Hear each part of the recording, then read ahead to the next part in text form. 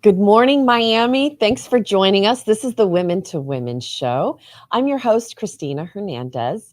And with me here today is my good friend, Beatrice Leupold. Thanks for being here. Did I pronounce your Thank last you. name correctly? Well, in Spanish, that would be the way. You can pronounce it any way you want. That's okay. It's not easy. It's not the easiest. Thank you for having me, Christina. It's a Thanks pleasure for to be being here. here. Thank you.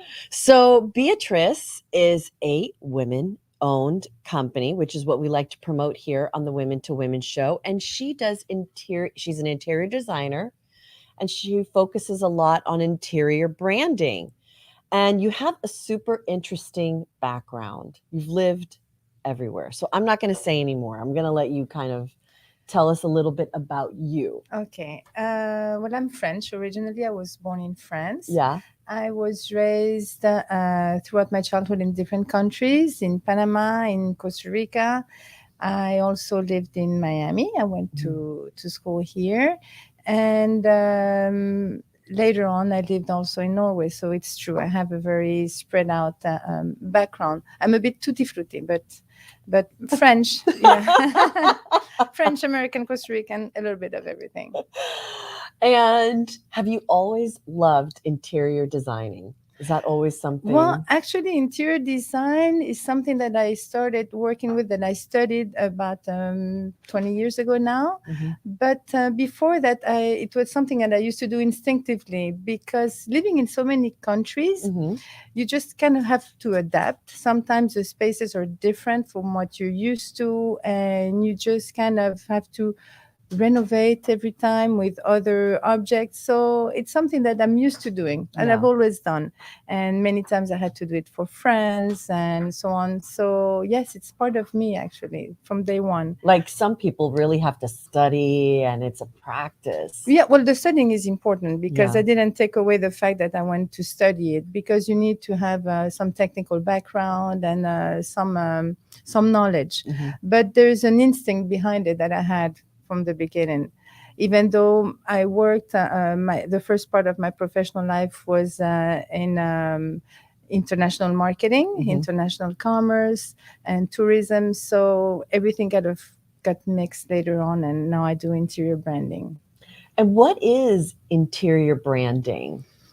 Interior branding is bringing out a brand Mhm. through the interior design. So that's the simple way to say it. And actually, what you do is that when you're going to fix a space, you're going to make sure that you really try to give this experience to the people who are going to use it, that show the core values of the company, of the brand, and that so that the experience can really be Enhanced. enhanced. Yes. Love So that. it's important to understand what this company, this brand is all about, in order to make it, to let it be felt in the space that is going to be fixed and arranged. What are some examples so that someone can think about, like what interior branding could mean, like In, some yeah, stores? interior branding is something that's very it is has been done for a long time. One of the stores that I'd like to mention is Hollister. Mm-hmm. They have an excellent interior branding. If you go to Hollister, even before you go in, as you're coming in, you can close your eyes and you know exactly where you are, Totally. because everything is the signature is very strong, Mm-hmm. and you can sense it through the smell, through the acoustics, the ambience, The the seats lighting. where you're going to be, if you're going to wait for somebody in the waiting room, in the waiting room, Mm-hmm. in the fitting room. So everything is really very well calculated. Mm-hmm. I thought, yeah, it is. I Yeah, mean, yeah, it yeah. has even the lighting. The lighting, everything, even the staff. The staff is also has a certain way of talking to you, and they know what to say, what not to say. So the idea is to just make sure that you have a real signature Mm-hmm. and that you enhance it. Mm-hmm. Do you like focusing better on residential or commercial or both? Well, yeah, both can be Mm-hmm. done. Now, I do like to work with commercial because it's another approach. Mm-hmm. Sometimes it's easier for clients to just kind of understand what they want their clients Mm-hmm. to feel, or their staff to feel or and so that's why it's easier to have a marketing approach in commercial design. Hmm. But residential design is also really nice. It's Hmm. challenging, and there's a lot that you can do. And once you really understand what your clients are about, they're so grateful afterwards. Hmm. That's the main thing, actually. And now, even because of COVID, I know you've talked to me a little bit how you've been able to help people residentially. Yeah. Now with the COVID, the space in the home has become a space where you're going to have many activities, and there's a lot of stress because even though people are just happy to be able to work from home or to have their children at home, at the same time it's hard to find how to organize a space Mhm. and to set boundaries and set. So there's a real challenge there. I'm like absorbing every word you're saying and just nodding my head, going, yeah, it's Yeah. been challenging. Yeah, Yeah. it's very hard, and because people also need to have a communication with the outside, but at the same time they're inside, so they want to isolate themselves. If they're going to have a video conference with a client, they just want to make sure that maybe their kid doesn't just pass by, or so it's important to kind of to really reorganize their space in the home and reorganize their lives, because interior design needs to understand how people are going to live and how Hmm. people are going to use the space and behave Hmm. and what their expectations are about. I feel like listening to you, there's a real distinction between interior designing and interior decorating. Yeah, I do think that it's very important. I mean, decorators have an intention that is very visual sometimes, and they have a very good background, for example, in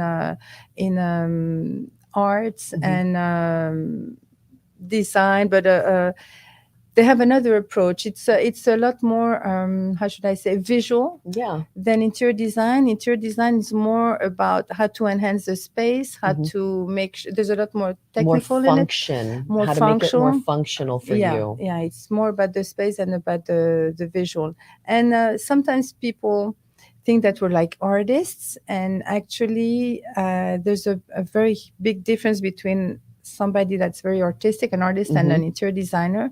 Well, the artist has really the freedom to express himself and to show what he's about. Hmm. The interior designer has the freedom of understanding what their clients are about and expressing that and interpreting what the clients want. Hmm. So it's different. Both of them are really nice, and Hmm. I'm lucky to be able to work in this field, Yeah. to understand it, and And you but have they're a very passion different. for it. I mean, Yeah, it's true. I and mean, it's very instinctive. So hmm that's what makes it also very nice. hmm I'm lucky.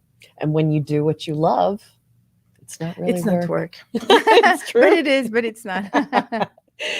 Tell me a little bit, because I know you like to talk to me about eco design.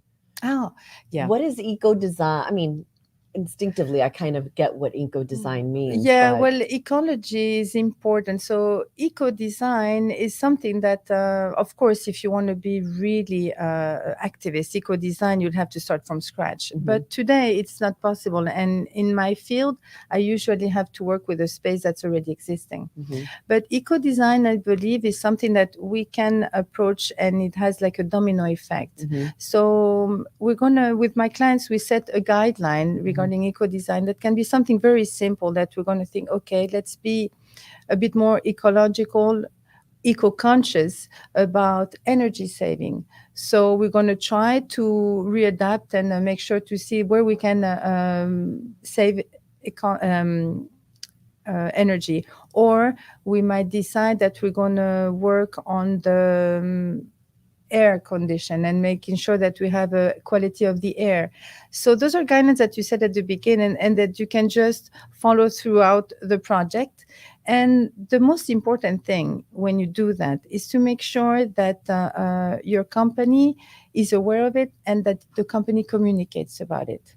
Be transparent about it. You don't need to do a lot of things to be mhm, eco-conscious, but the little that you do, if you communicate about it to your staff, and if the staff is aware of that, they might transmit it to their kids or to their friends. And this is how you have this domino effect, and you can just be eco-conscious. So Yeah. I do try to bring this eco-consciousness in my projects, because we can make a little difference. So let's try to make it. We can't change all the buildings and do all this, but it's important to set a guideline from the beginning on the project and just follow it through. It's always starts with just being, I think, aware. Yeah. It's an awareness process. And then doing your part to, I mean, you're not going to change the world, but it's like doing your part. Sometimes it's funny how sometimes just starting with a little guideline, we see that we can go further and further, and maybe try to work on supplies and making sure that we go for sustainable commerce. So once you get into that trajectory, you can do a lot, but sometimes it's not possible, and it's important not to feel bad about, to say, okay, we do one thing, but we're going to do it and we're going to communicate. So. Yeah. Do you only, are you, I know you're based here in Miami. Yeah. You live here, but are most of your projects here in Miami, or? No, I have projects abroad. I have projects in other countries, and I also have projects in other cities. So fortunately, when we work on a project, we get to start and finish it.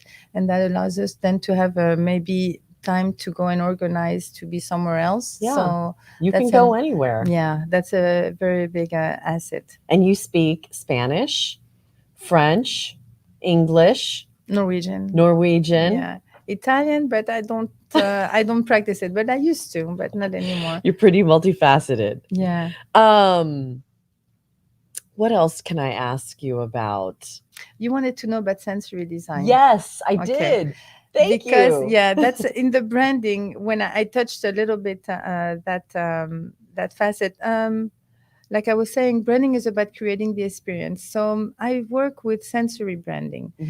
Sensory branding because, like I was saying, if you're going to make sure that you want people to experience a space, you can do it visually, of course. You can make sure that it looks wonderful, but you can also touch the other senses, because we memorize things a lot more through the other senses and through our vision. Visually, the impact is always the strongest at the moment in time, but later on through the years, the other senses take over. So when we work on a project, we make sure that there's a balance in between once again, the signature of the company and the materials that we're going to use in order to create that ambience. Like I was saying, the smell is going to be very important. So if the building has already a smell of mold or whatever, that happens often. We have to make sure that we can take that smell away and bring something else to kind of hide it, but without bringing. That reminds me of a commercial that said about Lysol. I don't know if you ever saw it. This little girl, it smells like fish, and said, "Oh, it smells like fish." And the aunt comes and puts some spray, and the girl says, "No, it smells like fish and roses." So that's not what we're going to do. We're going to make sure that we have that the person experiences the space through all the senses, and smell is one of the most important ones. I would say so, because how many times now people, this is a big growing thing, I feel like, because hotels, I mean, really, you walk into some hotels and you're just like, oh my gosh, what is this smell? It smells so amazing. You don't want to leave the hotel, and you're like asking, what is this scent? I know that now they sell more of those little sprays that you can put next to your air conditioner. There are very many tools that are available now, but you can also try to get out of everybody else's scent and create your own scent. And when you use, if you want to use essential oils, you may also use them with therapeutic objectives, and that's we do sometimes when there are clinics and places like that where you try to be a bit more therapeutic, but it has to be very well organized. I mean, you can't just You can't just take an initiative and do something without really calculating it. Mhm. So there's professionals. I have smell designers Mhm. that work with me, and acoustic designers also, because once you really All of want to these things pursue are something, so true. yeah, I've been to a space before and I'm like, wow, this place is beautiful, but the sound, I just it echoes. And you recognize that. yeah, Sometimes you're not paying attention, but after a while when you are when you notice it, you notice it. yeah, Even touch, like there are some places you go to and the fabrics, you're just like you can't stop touching everything because it enhances yeah. definitely an And experience. for example, when you talk about the sound, this is something that's very important. That sometimes I don't know, people don't realize it. But for example, I've lived with people who had difficulties hearing, so I know that sometimes there's places where they don't like to go because the acoustics are so bad. There are some codes.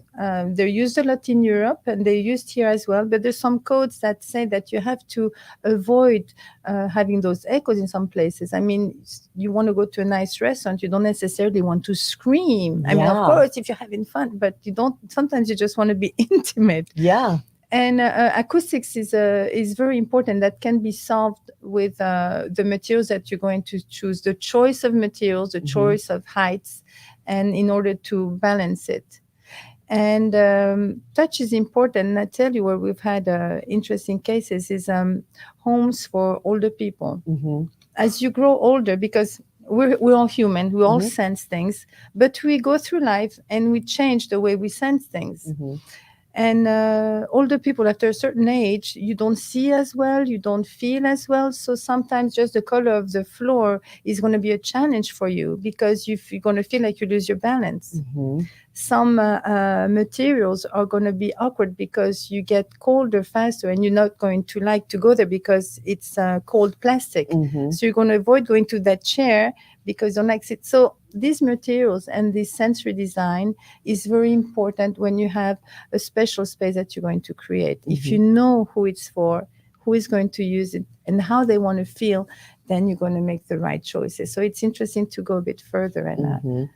before you make the decisions. I mean, I'm personally in my industry, what I do, I I'm more conscientious now of robes in hotels.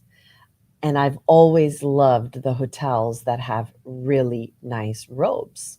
And it's why is that? It's just something we're attracted to, law of whatever it is. Our Yeah. senses pick up on these things that enhance the The person, the moment. end users experience, Of course. everything. And but at the same time, hotels until now, a hotel was a place where you wanted to spend time, being relaxed and being taken care of, and so that makes sense. Mm-hmm. And today, there's new types of hotels where there's more like, after COVID, we all have to work wherever we I are, know. and so now they're noticing that people go to hotels and they want to have, of course, their space in the rooms, but at the same time, now that you mentioned, hotels are looking for spaces, have to give spaces where you can go and work, where you can go and have fun. So there's this hybrid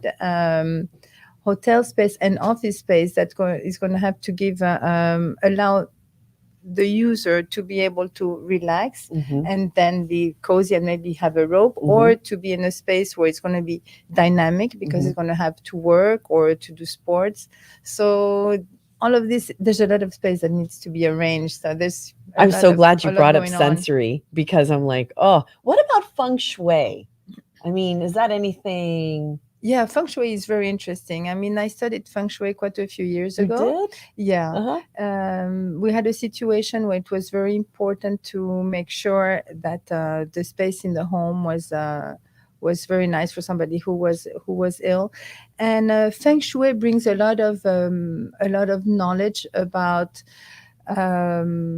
spaces. What I'm trying to say is that it's based on a lot of observation, and that allows you to understand how your surrounding is going to work on you. Mm-hmm. So feng shui is extremely interesting. Now, of course, not everybody can bring a Asian style into a space, and that's not the idea. But if you really read through it, it gives you a lot of knowledge and a lot of understanding of space and how you can make it work for you. Mm-hmm.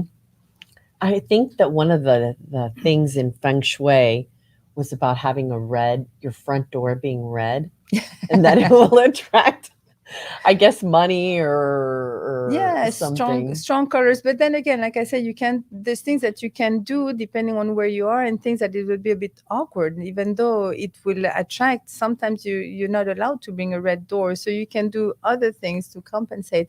But it makes sense to to for example, this is, it's Chinese, okay? Mm-hmm. It comes from Asia, and the observation they did went through thousands of years in order to give the rules that they have today.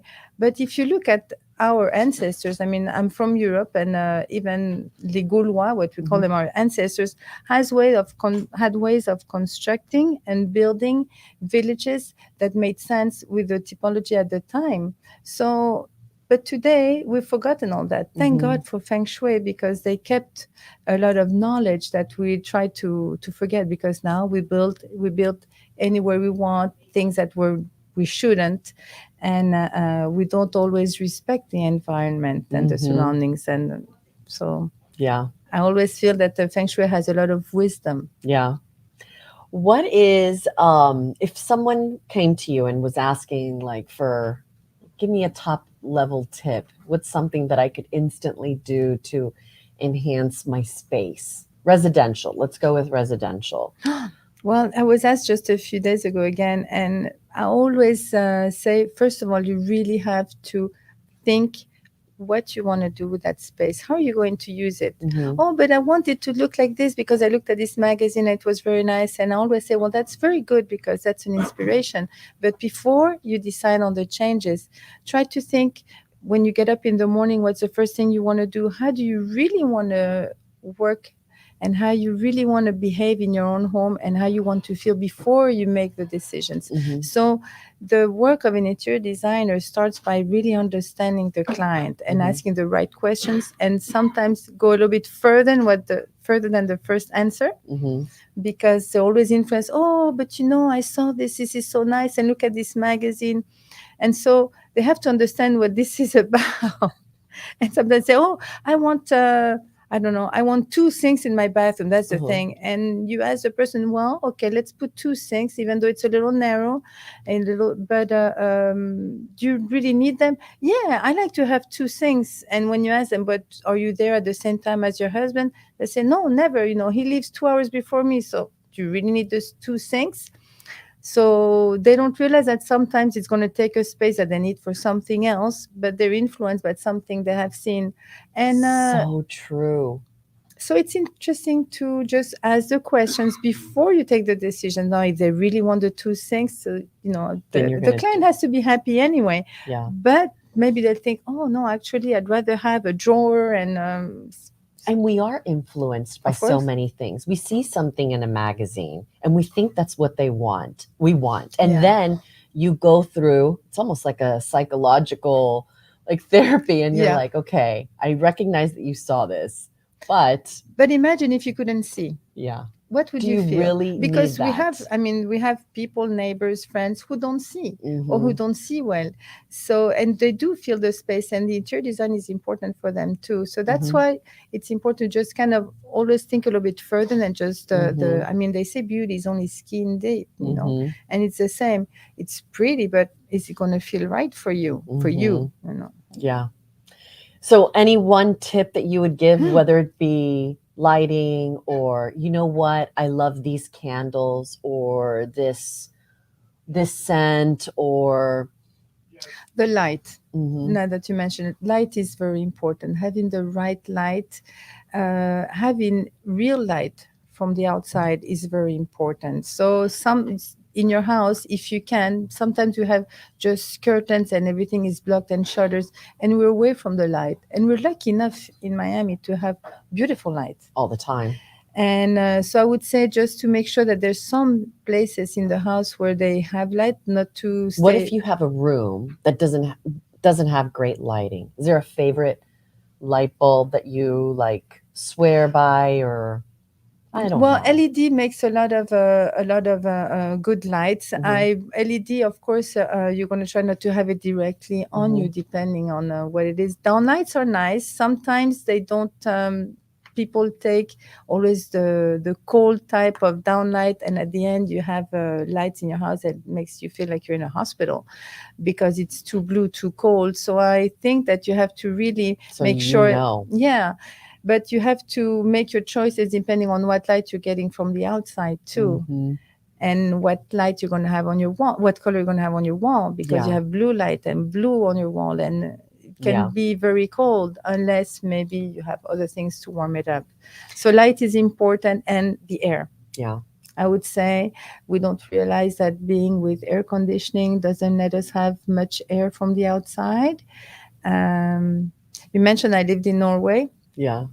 In Norway, I remember that when we had to go to class, I went to the university there, or even at work, we had to open the windows. Every once in a while, you open the windows for 10 minutes or for 20 minutes and get new air. No matter Really. what the temperature was outside, And they here opened that's the not as windows. It was like, common. it's cold, but no, Uh-huh. no, no. And here, the people don't. I mean, in the morning, it's not that warm. People should just try to open the windows, change Let the air, and close them back because of the heat, of course. But it's important to get air, and people don't do it. And sometimes you see these huge buildings that have absolutely no access to fresh air. right. So And yeah, you love fresh air. I do. Yeah. I think it's important to have it. Yeah. Of course, I like air conditioning. I don't like to be too hot and sweating in my house, but air is very important. And Yeah. I think those are some of the tips that I would say to people in order to feel better in their house. Yeah. Change the air and scents, of course, having a good scent. Where how do people find you? Well, I have a website, Yeah. and there's a contact on my website. And your website is Yeah, Bea Bea Interior. biainteriorbranding.com or biainterior.com. And I'm on Instagram, Hmm. Bia Interior Branding on Instagram. Which we're running the little scroll underneath our what is it, our shot here. Here that you can see how to find Beatrice. And so here at Community Newspapers, I always like to wrap up our talks with highlighting community things. Like, what is your, let's give a shout out to your favorite local restaurant here. Favorite local restaurant? Well, I'm going to say my favorite local restaurant is the one that's closest to me, to where Yeah. I live, because I believe in, first of all, because it's very good. Yeah. It's a pizzeria that's on Coralway and 17th Avenue. Yes, You know that yes, one? I know. And second of all, because Coral Pizza Kitchen or yeah, Coral Pizza or Coral Coral Kitchen. Kitchen, I Yeah. believe, and it's excellent. It's excellent. It has great service. The people there are just really good. Plus, I think that it's nice to be able to walk there. We can actually Yeah. walk there because we don't live too far from there, And it's so that's beautiful. It has that beautiful outdoor dining yeah, area. yeah, yeah. Um, It's just really nice, it and the is. pizza is excellent. Uh-huh. Service is wonderful. They're really nice people. So, and for me, once again, I believe in. I like to be able to walk. That's a European in me. I like to be able Yeah. to go not too far. You know, Yeah. you have to have everything close by. And other than that, Do you have a best kept secret of Miami? well, my best kept secret for me is when I'm not in Miami, what I think of and what I miss. That's my best kept secret. Yeah. And it's the morning sun on the beach. Oh, Whether it's just a sunrise or just after, but the morning sun on I any beach. saw a picture you posted recently of oh, you were taking a morning walk over Yeah, Rickenbacker. Oh my God, it made me just want to wake up and like it's take that it's such a walk. silly thing, but and once again, we're so lucky here. We forget about it. Yes, Sometimes it's it's like so we have the beach true. right there, and those colors and the birds and everything. It just grounds you back and tells you, okay, that's what life is about. You know. Yes. simple Yeah. things. That was a beautiful picture you posted that morning. Thanks. B, thanks for being with us. Beatrice, thanks Thank for you very being much. with us today. I Yes. appreciate it. And I Thank love you for having learning me. about interior designing. And I'm so glad you reminded me about sensory design because that's super Yeah. interesting. Well, thank you for having me. And it's so nice to have you around. It's so Thank I love your you. program, and I think you're so natural about it. It's a pleasure. Thank It's really good to you. know you. And Thank thank you for you. having me. Well, listen, we want to promote you, women in business, and also talk about women centric topics. So if there's somebody that you think could benefit from being on the show, please get in touch with me. I would love to have them. And if there's a topic that you think we should be talking about it, we love to hear from you. So until next week, Miami, thanks for watching, and we will see you next week. Bye.